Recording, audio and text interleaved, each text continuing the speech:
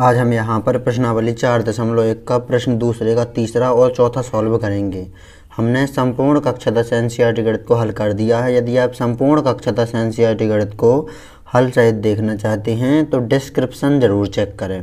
तो यहाँ पर प्रश्न दूसरे का ही तीसरा और चौथा प्रश्न सॉल्व करेंगे इस वीडियो में। तो तीसरा देखेंगे प्रश्न। रोहन की माँ उससे 26 वर्ष बड़ी है।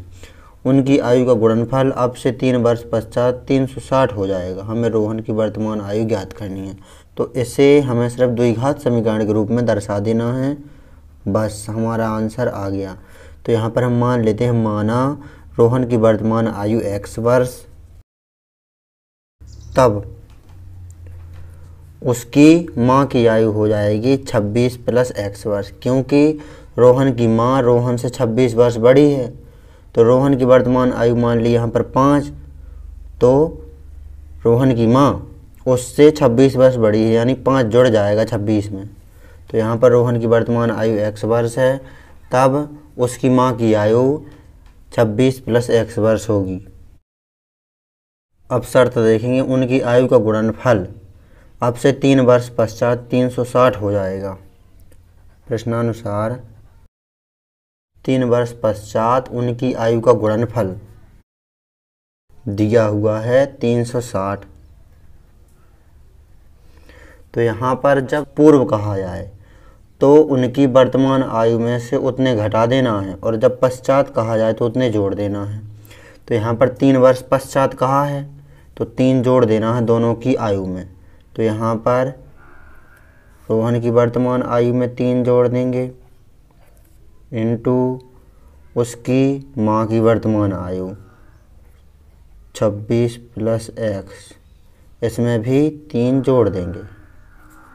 3 वर्ष पश्चात रोहन की आयु और उसकी माँ की आयु का गुणनफल 360 है। तो ये 3 वर्ष पश्चात दोनों की आयु है, इनका गुणनफल कर दिया 360 है ये। अब यहाँ पर देखेंगे हम, तो यहाँ पर x + 3 ये ज्यों का त्यों इनटू 26 और 3 29, तो x + 29, x + 26 और 3 29 बराबर में 360।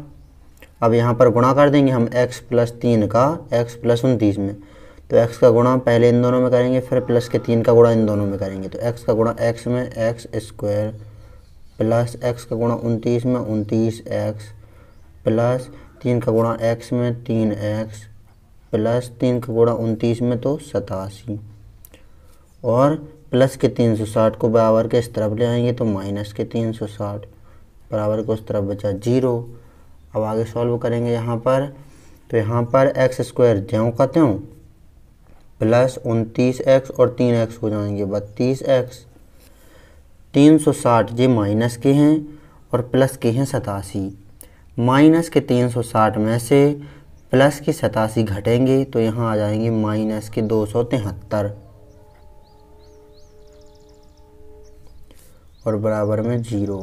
माइनस की संख्या बड़ी है तो चिन्ह माइनस का ही रहेगा, प्लस माइनस की संख्याएं घट जाती हैं।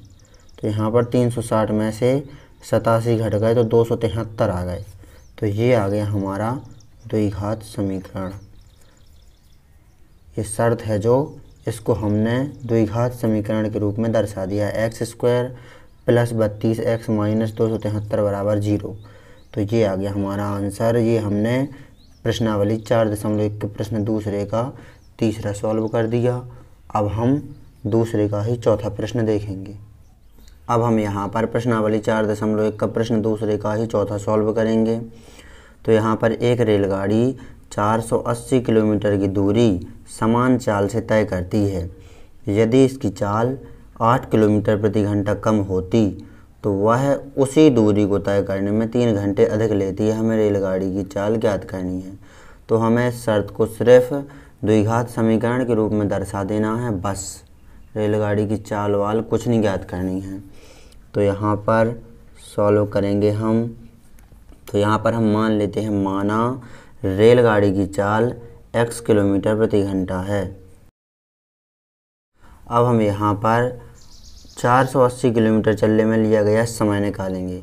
तो समय बराबर होता है दूरी बटे चाल, ये आपको सूत्र तो पता ही होगा, नहीं पता है तो याद कर लीजिए। समय बराबर दूरी बटे चाल। तो यहाँ पर 480 किलोमीटर के चलने में लिया गया समय। तो समय बराबर दूरी बटे चाल, दूरी है 480 और बटे चाल है यहाँ पर x किलोमीटर प्रति घंटा। तो ये आ गया यहाँ पर 480 किलोमीटर चलने में लिया गया समय बराबर 480 बटे x घंटे।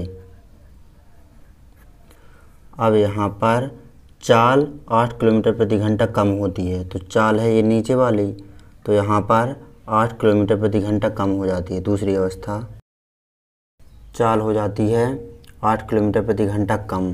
दूसरी अवस्था में समय, तो यहाँ पर चाल में से 8 को घटा देंगे हम, तो 480 बटे x माइनस 8 घंटे। तो ये आ गया दूसरी बार में समय। अब शर्त देखेंगे प्रश्नानुसार क्या कह रहा है। तो यहाँ पर कह रहा है 480 किलोमीटर की दूरी समान चाल से तय करती है।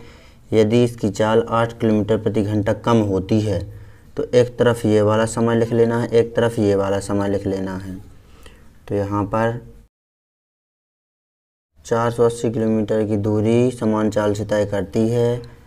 यदि इसकी चाल 8 किलोमीटर प्रति घंटा कम होती है तो वह उसी दूरी को तय करने में 3 घंटे अधिक समय लेता है। ये वाला भाग जो समय है 3 घंटे अधिक लेता है, तो बराबर करने के लिए 3 इस तरफ अधिक कर देते हैं।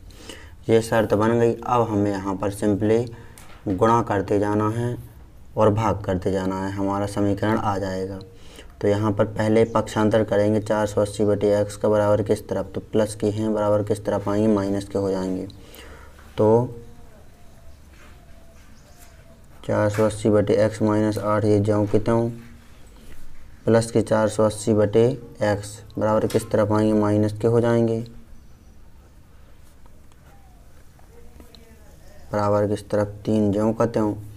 अब यहाँ पर एलसीएम लेंगे, तो यहाँ पर x माइनस 8 इंटू एक्स, इस प्रकार ये एलसीएम आएगा।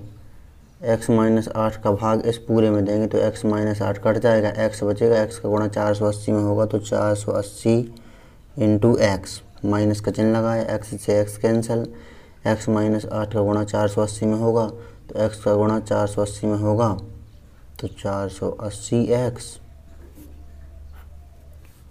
और माइनस के 8 का गुणा होगा माइनस के 480 में, माइनस का गुणा माइनस में होगा, हो जाएगा प्लस 8 का गुणा 480 में करेंगे तो 0, 8 अठन्या 64 की 4, हाँ सलाइन 6, 8 चौको 32 और 6 38, 3840 और बराबर में ये 3 ज्यों के त्यों। इस तरफ ये प्लस के हैं और ये माइनस के हैं, कट गए। अब यहाँ पर तिर्यक गुणा करेंगे, 1 का गुणा होगा इस तरफ तो 3840 में, 3840 ही रहा। इसका गुणा होगा 3 में, तो पहले इन दोनों को गुणा कर लेते हैं। x का गुणा x में तो x स्क्वायर माइनस 8 में होगा, x का गुणा तो माइनस 8x। ये दोनों गुणा हो गए, इस तरफ आए तो 3 में गुणा हो जाएगा। तो ये गुणा करा है यहाँ पर, आगे सॉल्व करेंगे। अब 3 इस तरफ गुणा में है, बराबर किस तरफ भेज देंगे तो ये भाग में आ जाएंगे। 3840 के भाग में आ गए 3 और बराबर किस तरफ बचा, एक्स स्क्वायर माइनस 8x। 3 का भाग देंगे, 3 एकम 3, 3 दूनी 6, 24 होगा, 3 8 24 और 0 बराबर किस तरफ, एक्स स्क्वायर माइनस 8x। 1280 को बराबर को उस तरफ पक्षांतरित कर देंगे तो ये प्लस के हैं, बराबर को उस तरफ जाएंगे, माइनस के हो जाएंगे। तो यहाँ पर x square minus 8x minus 1280 और बराबर में 0। तो ये आ गया हमारा द्विघात समीकरण। दूसरे का चौथा जो ये प्रश्न है ये हमने द्विघात समीकरण के रूप में दर्शा दिया। तो ये हमारा आंसर आ गया x square minus 8x minus 1280। तो इस प्रकार आपको प्रश्नावली 4.1 के प्रश्न दूसरे का तीसरा और चौथा अच्छी तरह से सॉल्व कर लेना है। परीक्षा की दृष्टि से बहुत अधिक महत्वपूर्ण प्रश्न है। यदि आप संपूर्ण कक्षा 10 NCERT गणित को हल सहित देखना चाहते हैं तो डिस्क्रिप्शन ज़रूर चेक करें।